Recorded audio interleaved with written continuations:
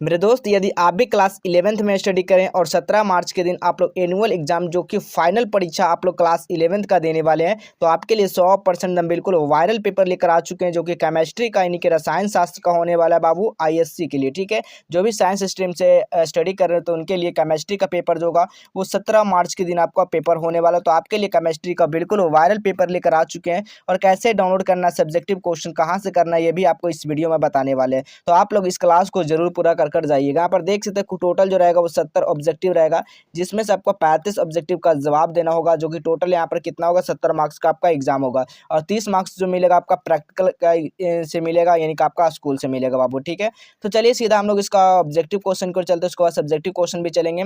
पहले यहाँ पर देख सकते हैं वस्तुनिष्ठ प्रश्न यानी कि ऑब्जेक्टिव टाइप का क्वेश्चन दिया गया, जो कि 1 से लेकर 70 तक, जिसमें से बनाना कितना होगा, मात्र 35 का जवाब देना है। ठीक है, काफी इजी क्वेश्चन पूछा गया। देख सकते हैं पहला क्वेश्चन क्या पूछा गया है, एक पिकोमीटर को लिखा जाता है, बताना है, ये लिखना है, बताना आपको क्या एक पिकोमीटर को जो लिखा जाता है वो क्या होता है, 10 के पावर क्या होता है, -10 मीटर होता है। ठीक है, ऑप्शन नंबर कहाँ पर दिया गया मेरे दोस्त, ऑप्शन नंबर बी में दिया गया, बिल्कुल सही आंसर होगा। अगला क्वेश्चन आप लोग देखेंगे जी। अगला क्वेश्चन है, निम्नलिखित में कौन भौतिक परिवर्तन है, निम्नलिखित में से कौन जो है ना भौतिक परिवर्तन है, तो याद रखिएगा, उजला फास्फोरस को लाल फास्फोरस में क्या करना, बदलना। ठीक है, ये क्या भौतिक परिवर्तन है, बिल्कुल ऑप्शन नंबर सी हो जाएगा।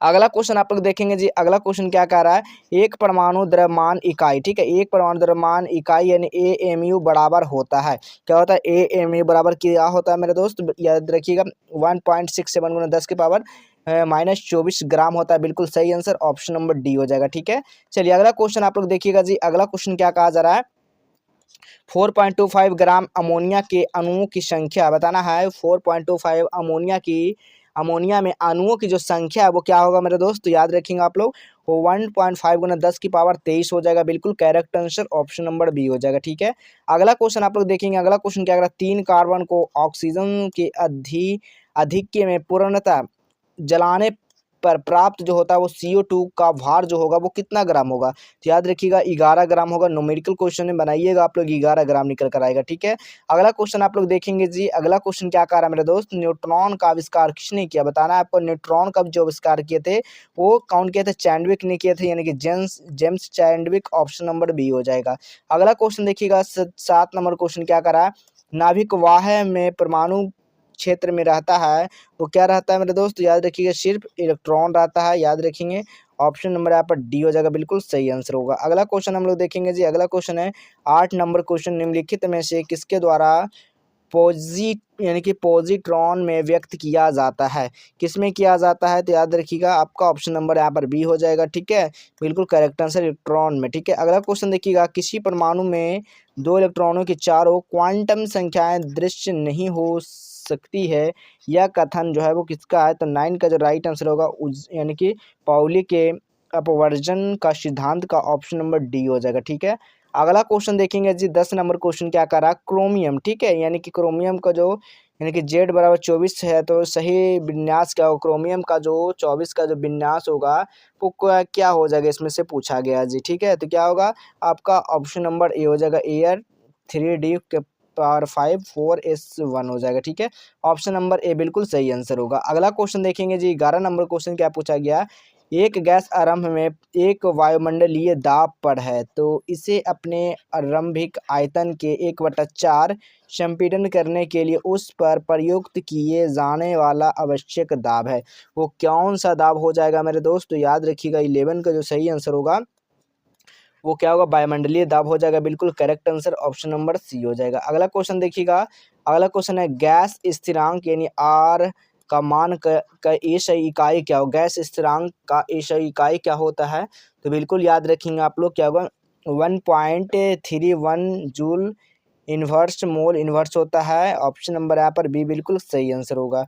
अगला क्वेश्चन देखिएगा जी। अगला क्वेश्चन क्या कहा जा रहा है, 4.4 ग्राम CO2 का STP, ठीक है, STP पर आयतन होता है, क्या होता है STP पर आयतन क्या होता है मेरे दोस्त, याद रखिएगा 13 का जो राइट आंसर होगा वो क्या हो जाएगा 2.42 क्या होगा लीटर हो जाएगा, ऑप्शन नंबर यहाँ पर बी बिल्कुल सही आंसर हो जाएगा। चलिए अगला क्वेश्चन देखिएगा जी। अगला क्वेश्चन क्या कहा जा रहा है, निम्नलिखित में से कौन गैस डाल्टन के आंशिक दाब नियम का पालन नहीं करती है, कौन नहीं करती है मेरे दोस्त, याद रखिएगा Cl2 और SO2 नहीं करती है। ऑप्शन नंबर सी बिल्कुल करेक्ट आंसर होगा। अगला क्वेश्चन देखिएगा, निम्नलिखित में से कौन मूल मध्यम वर्ग का व्यंजक नहीं है। इसमें से किसका व्यंजक नहीं है, तो याद रखिएगा ऑप्शन नंबर डी बिल्कुल सही आंसर होगा। 3 PVM हो जाएगा बिल्कुल correct answer, option number D हो जाएगा। अगला क्वेश्चन आप लोग देखेंगे जी। अगला क्वेश्चन है, वान डर वाल्स समीकरण निम्नलिखित में से किसके व्यवहार का व्याख्या करता है जी। तो 16 का जो राइट आंसर होगा ना वो क्या होगा, वास्तविक गैस, ऑप्शन नंबर बी बिल्कुल करेक्ट आंसर होगा। अगला क्वेश्चन देखिएगा, अगला क्वेश्चन क्या करा, 17 नंबर क्वेश्चन, एक द्रव में अपने वाष्प के साथ अपने क्वथनांक पर समयावस्था में रहता है, तो औसत में 2 अवस्था में अणुओं का निम्नलिखित में से कौन बराबर होता है। तो 17 का जो राइट आंसर होगा वो गतिज ऊर्जा होगा बिल्कुल correct answer, option number C हो जाएगा। अगला क्वेश्चन देखिएगा जी। अगला क्वेश्चन क्या कहा जा रहा है, निम्नलिखित में से कौन गहन गुण है, कौन सा गहन गुण है। तो 18 का जो राइट आंसर होगा मेरे दोस्त वो पृष्ठ तनाव हो जाएगा बिल्कुल correct answer, option number D हो जाएगा। चलिए अगला क्वेश्चन आप लोग देखेंगे, अभिक्रिया CO गैस के साथ करता तो 1/2 ऑक्सीजन, ठीक है, गैस में बदलता है। यहाँ पर गैस है, यहाँ पर क्या है, O2 है गैस, ठीक है। तो CO2 क्या है, भी गैस के लिए निम्नलिखित में से कौन सा कथन सही होगा। तो इसमें से यहाँ पर क्या होगा, गर्म होगा या क्या होगा बताइएगा। तो 19 का जो राइट आंसर होगा क्या होगा आपका, किससे, हाइड्रोजन, ठीक है, हाइड्रोजन से कम ई हो जाएगा, यानी ऑप्शन नंबर बी बिल्कुल सही आंसर होगा। अगला क्वेश्चन देखेंगे, 20 नंबर क्वेश्चन क्या कहा जा रहा है जी। 20 नंबर क्वेश्चन है, किसी यौगिक के एंथैल्पी बराबर होता है, क्या होता है, बिल्कुल याद रखिएगा क्या होता है इसका। तो बिल्कुल इसका राइट आंसर क्या होगा, गठन, क्या होगा, गठन की ऊष्मा क्या होता है, ऑप्शन नंबर यहाँ पर क्या होगा, बी बिल्कुल सही आंसर हो जाएगा, ठीक है। चलिए अगला क्वेश्चन हम लोग देखेंगे जी। अगला क्वेश्चन क्या कहा जा रहा है, अगला क्वेश्चन आप लोग देखेंगे 21 नंबर क्वेश्चन। 21 नंबर क्वेश्चन क्या कर रहा है, कम दाब निम्नलिखित में से किस अभिक्रिया के अनुकूल है। किस अभिक्रिया का अनुकूल है मेरे दोस्त, याद रखिएगा PCl5 ग्रेटर क्या होगा, PCl3 + Cl2 हो जाएगा, ऑप्शन नंबर ए बिल्कुल करेक्ट आंसर होगा।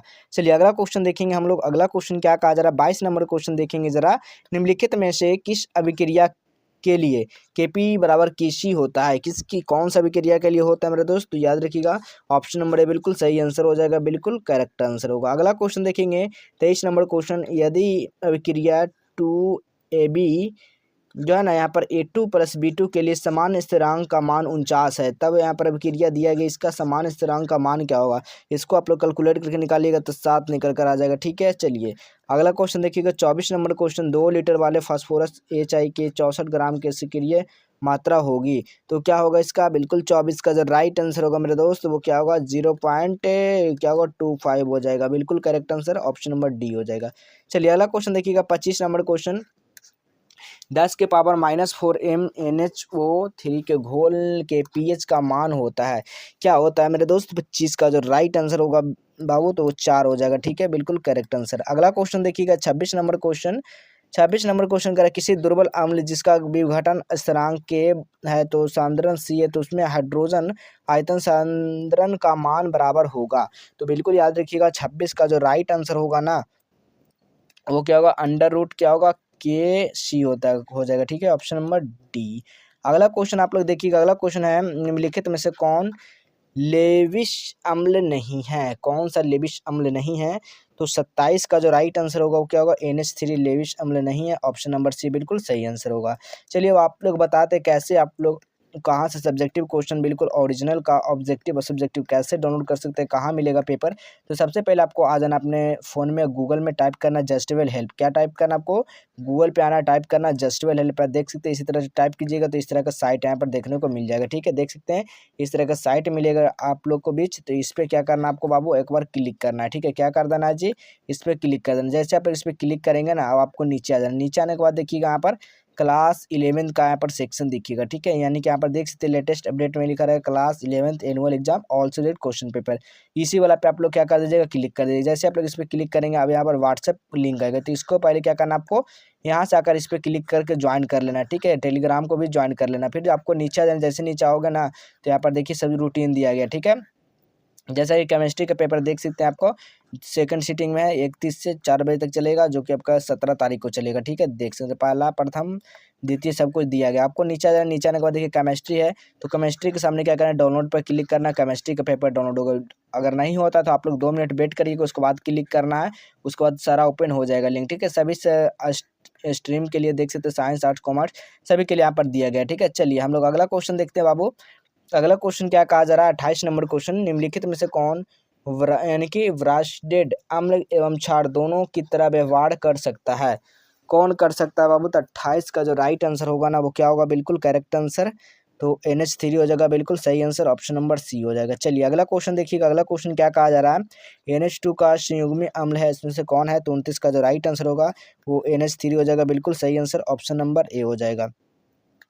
अगला क्वेश्चन देखिए, निम्नलिखित में से सबसे प्रबल अम्ल कौन है? सबसे प्रबल अम्ल का बात किया जा रहा है तो HClO4 हो जाएगा, बिल्कुल करेक्ट आंसर।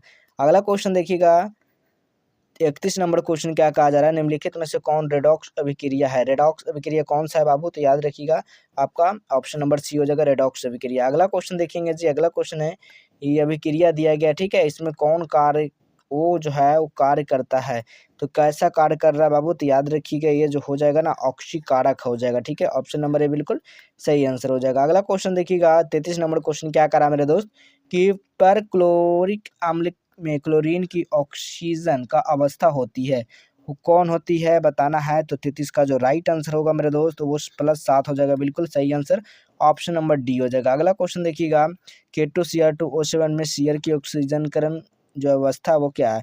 तो 34 का जो राइट आंसर होगा क्या होगा, ऑप्शन नंबर ए हो जाएगा, +6 हो जाएगा, बिल्कुल करेक्ट आंसर।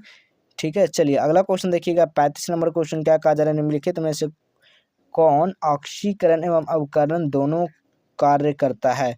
तो 35 का जो राइट आंसर होगा क्या होगा, H2SO4 हो जाएगा, बिल्कुल correct answer, option number D हो जाएगा। अगला क्वेश्चन देखिएगा, अष्टक का नियम किसने दिया? अष्टक का जो नियम है ना, किसने दिया? तो न्यूजीलैंड से ने दिया, ऑप्शन नंबर डी बिल्कुल सही आंसर हो जाएगा। अगला क्वेश्चन देखिएगा, मेंडलीव का आवर्त नियम निम्नलिखित में से किस पर आधारित है मेरे दोस्त? याद रखिएगा 37 का जो राइट आंसर होगा वो परमाणु भार हो जाएगा, बिल्कुल सही आंसर, ऑप्शन नंबर बी हो जाएगा। ठीक है, अगला क्वेश्चन देखिएगा, बेरियम का गुण निम्नलिखित में से किससे मिलता है? तो याद रखिएगा 38 का जो राइट आंसर है वो जिंक से मिलता है, बिल्कुल सही आंसर, ऑप्शन नंबर ए हो जाएगा। ठीक है, इसका सब्जेक्टिव क्वेश्चन भी आपको दिखा देते हैं, सब्जेक्टिव क्वेश्चन आपको कहाँ से मिल जाएगा, तो वेबसाइट से वहाँ से आकर डाउनलोड कर सकते हैं। ठीक है, तो चलिए मिले।